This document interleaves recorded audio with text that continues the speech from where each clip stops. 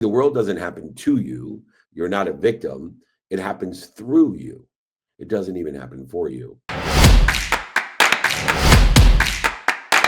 Since 1981, Justin has been producing world-class Bordeaux-style wines from Paso Robles on California's Central Coast. As the pioneer of Paso, Justin wines are what put Paso Robles on the winemaking map. The Justin team believes that wine should be exceptional from every angle, which is why their team uses boutique winemaking practices like hand harvesting and hand sorting. With a rich history of accolades, Justin produces exceptional wines and is proud to be America's #1 luxury Cabernet. Whether you're the first-time wine drinker or a wine aficionado, Justin has a wine for every celebration and occasion. Visit justinwine.com and enter promo code Playbook20 for 20% off your order. Justin offers the perfect holiday gifts for clients, colleagues, friends, or family. Be sure to check them out at justinwine.com to receive 20% off your order for a limited time and use the promo code Playbook20. This is surround yourself with the right service. And one of the greatest lessons I've learned in both business and in life is that service and self-care are not opposing forces. They are independent of each other. And many of us have been conditioned to believe that serving others means putting ourselves last, and the true generosity requires self-sacrifice. But the truth is, you can't give what you don't have, and your cup is empty. You have nothing left to pour. Most people live their lives in a zero-sum game. They give more than they receive, even though if they follow the infinite loop of abundance, the more they give, the more they'll be given. The more they will be given, the more they'll receive. And the more they receive, the more confident and faithful they'll be to ask for more. And instead, the most generous and kind people give more than they receive. And no matter what, and no matter how you do the math, if you don't receive more than you give, you're going to end up at zero eventually. And so when we talk about surround yourself with the right service, the first service that you need to provide in all aspects of your life is yourself. And the importance of self-care is why in my non-negotiable behavior, the two first and most prioritized non-negotiable behaviors in my life are sleep, a minimum of 7 hours of sleep. I have a sleep coach for the last 18 years, as well as I now also put a minimum of an hour on my health first. So 8 of my 24 hours are in self-care before anything else, non-negotiable, non-circumstantial, very few exemptions. Self-care is the key to sustaining happiness, productivity, accessibility, and health. It allows us to recover faster and to access more information and more energy. And we are all part of this infinite loop of surrounding ourselves with selves and cells that are energized by an unlimited amount of energy. And so in order to utilize and understand the importance of self-care, we have to understand what we're doing to interfere with our self-care. And that most people believe that self-care is selfish, but it's not. It is the most selfless thing that you can do to utilize a consistent, persistent pursuit of your best self-care. And I know it's hard, and all the lessons of humility, the genetic and energetic inheritance that you have tells you, I need to take care of others first. But Southwest was the first to have it right when they said, put your face mask, put your air mask, put the air on you first, and then help other people. And so understanding how many people lie to themselves, and they'll tell themselves, for example, I've dealt with so many salespeople in my life, and sales professionals will work long hours without rest. Entrepreneurs will work 16, 18, 20-hour days again and again and again, thinking and lying to themselves, I'm doing this for my family. No, you're not. If you cared about your family, then you would take care of yourself so you could take care of your family. And so many of us, as you know, we give up our health to gain the wealth, thinking the wealth is going to take care of our families. And then we have to spend our wealth to gain or to save our health. And then our families are at a loss. And there is no balance in the importance of self-care. It's a harmony. And that harmony comes from understanding how we deal with the circumstances of the day, the uncertain changes of time, emotion, and value, and allowing ourselves mentally, physically, and spiritually to recover and access that information. So it is crucial to shift the paradigm of helping others and especially helping our family by realizing that we need to help ourselves first. And in ourselves is ourselves. So we need to make sure that 8 hours minimum of the 24 hours a day is spent in the highest level of sleep and of self care or health. A harmonized life and can manage stress or the reaction to fear much better. People ask me how I have so much energy flying around every single day, different places. Is we'll be leaving for the Super Bowl tomorrow, for example. No, sorry, today, and we will utilize the minimum amount of sleep, the minimum amount of health before I spend the minimum amount of time with my family, my finance, my faith, my relativity, and the study of time. And so we, if we take care of ourselves, can contribute more. And whether you're a media professional, an entrepreneur, a sales professional, or a doctor, or a lawyer, an engineer, understanding how much time we're spending interfering with our self-care and our personal relationships as well is crucial to surrounding ourselves with the right service. And the first service we need to provide is a non negotiable regimen, behaviors aligned with where we want to be or better of self care and selves care. Selves are our cells. So we want to make sure that we're fostering these relationships around us with people who support our self care and understanding that by doing so, we'll be able to take care of those people as well as many, many more.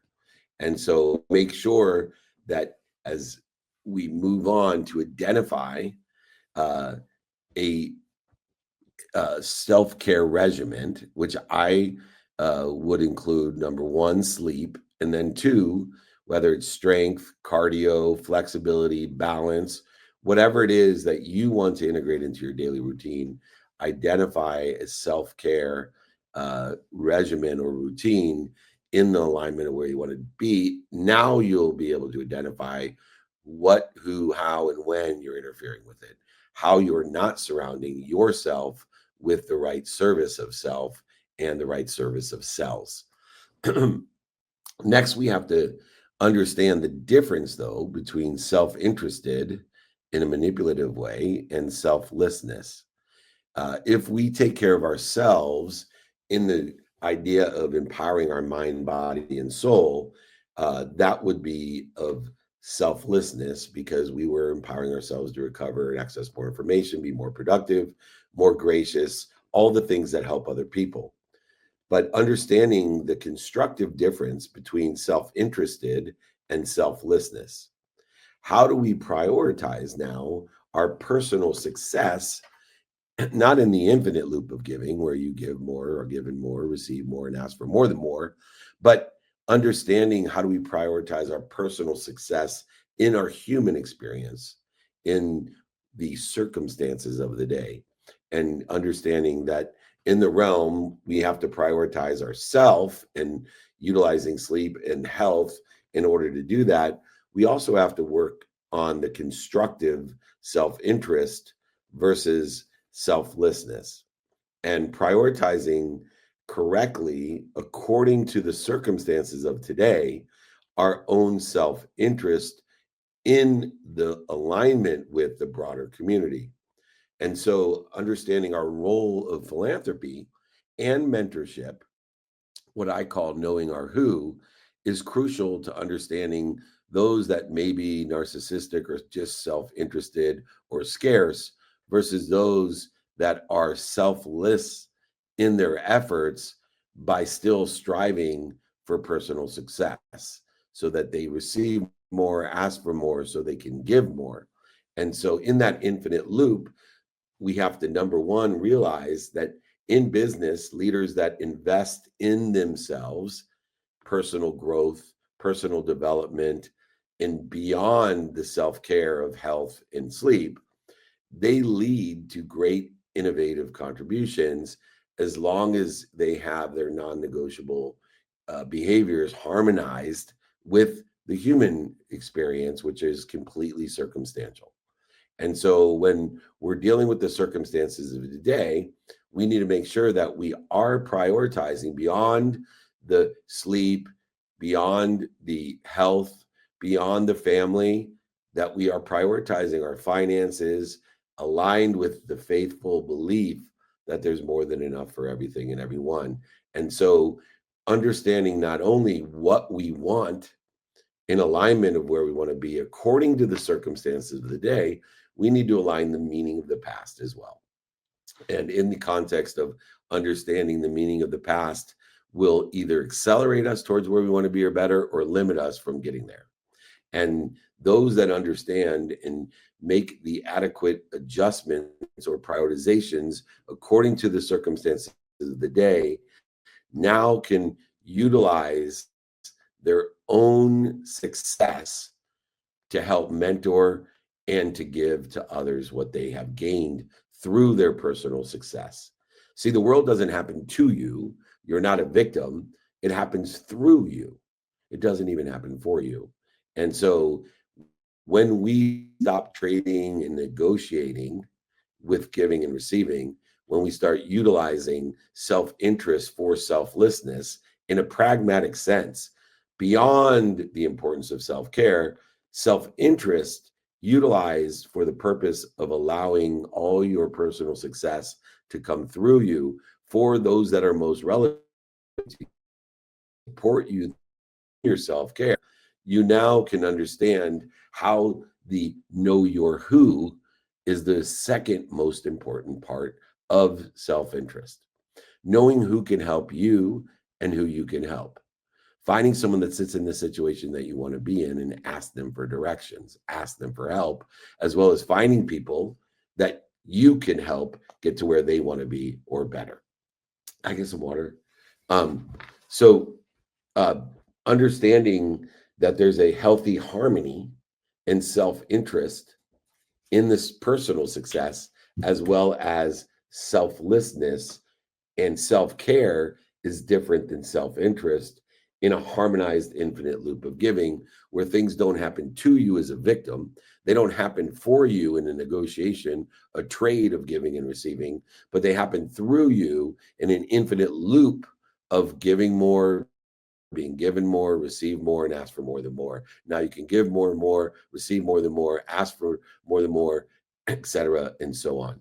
And self-improvement within the context of self-interest leads to greater social impact, a bigger impact, bigger than you. In my mission to empower over 1 billion people to be happy, it's simply a intentional belief to impact 1,000 people, to impact 1,000 people, to impact 1,000 people. In fact, this chapter is exactly indicative of my philosophy of surrounding yourself with the right service. Service yourself with self-care, service yourself with self-interest through you for others. Self-interest versus selflessness will create a harmony of abundance in the infinite loop of giving and receiving, and create a greater impact of acceleration of impact, aggregation of impact, and creates an exponential result of impact. So I want you to reflect on how your personal development and growth will and has positively influenced those around you to influence those around you. This show is brought to you by BetterHelp. Therapy is a great tool for facing your fears and finding ways to overcome them, because sometimes the scariest thing is not facing our fears in the first place and holding ourselves back. It's helpful for learning positive coping skills and how to set boundaries. It empowers you to be the best version of yourself. It isn't just for those who've experienced major trauma.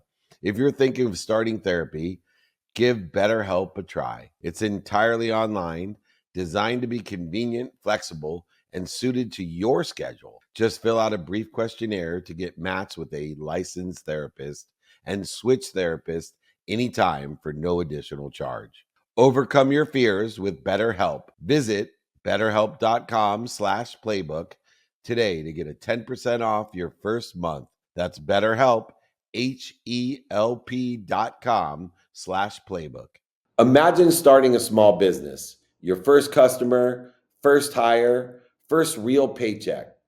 But everything isn't just exciting, it's scary. That's where JustWorks come in, the all-in-one platform that supports small business growth.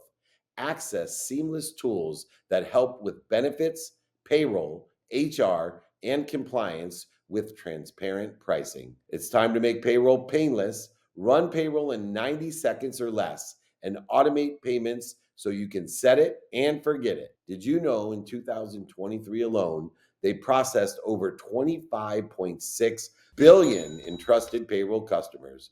Don't worry about the paperwork piling up either. They take care of payroll tax documents and reporting to help you stay compliant. Visit justworks.com/podcast to join the thousands of small businesses that trust JustWorks to take care of payroll, benefits, compliance, and more. That's justworks.com/podcast. The next interference that we experience in servicing ourselves is FOMO, the fear of missing out, the fear of solitude, the fear of separation, inferiority, and superiority. The impact of interfering with our progress has the impact of the fear of being alone, both in a professional and social setting. The fear of missing out drives people to overextend themselves, to create more interference, to drain us emotionally, trying to be pleasers, and that we need to attend and be a part of everything. The fear of missing out causes us to make bad investments. The fear of missing out causes us to surround ourselves with the wrong people. The fear of missing out will create great interference in the service of self and knowing oneself and asking oneself, I am, instead of this is what I want people to think I am. We need to have a transformative power to embrace solitude, to embrace the ability to utilize JOMO, the joy of missing out. When we know what's important to us, when we know who I am, we can easily identify with what I am doing to interfere with I am. And the solitude, the loneliness, the separation, the inferiority, the superiority that causes FOMO, causes the interference in the energy suck between I am and this is what I want people to think I am, dissipates, dissolves, and soon even can disappear. We actually can transform what we don't like and don't love that manifests itself into FOMO as a JOMO, a joy. When you can learn to love what you don't like or love, or other people don't like or love, like the fear of missing out, life will tell you all its secrets. It'll make it easy. It'll dissipate the dis-easy. So solitude fosters in meditation or any type of focus and intentional behavior when we are in the certainty of self and not worried about or separate from the uncertainty outside, the time, emotion, and value that changes. It will foster clarity, creativity, and self-assurance, the exact thing that people want when they have FOMO.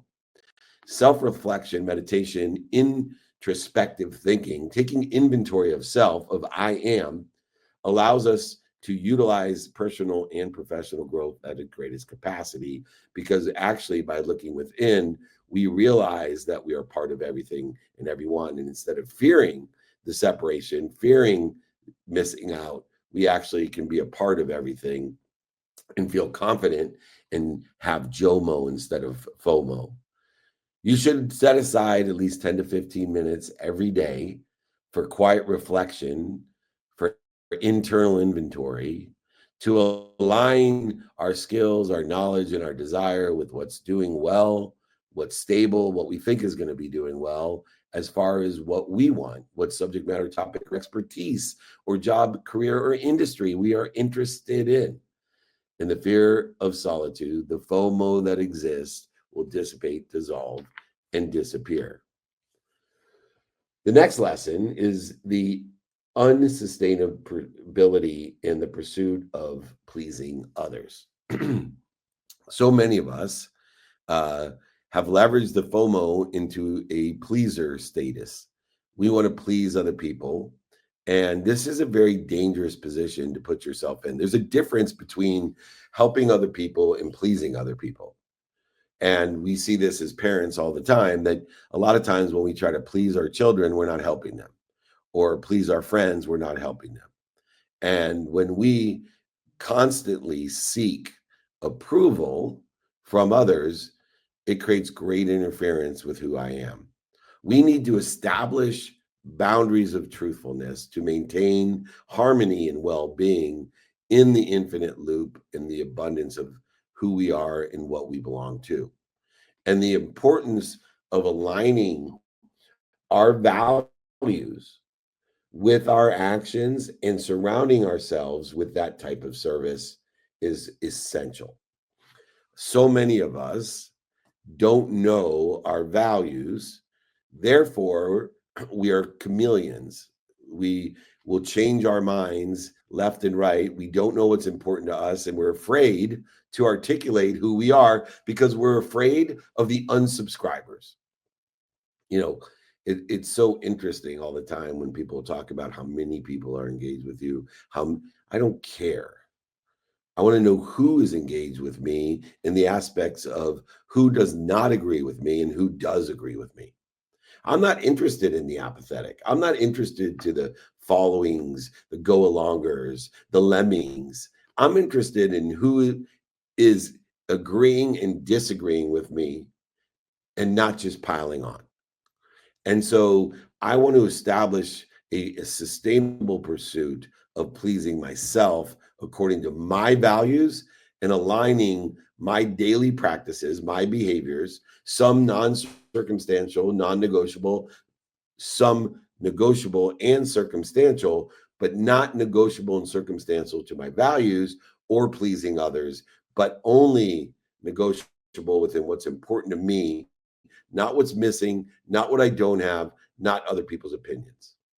Professionals who experience burnout from overcommitment and feeling overwhelmed is enormous.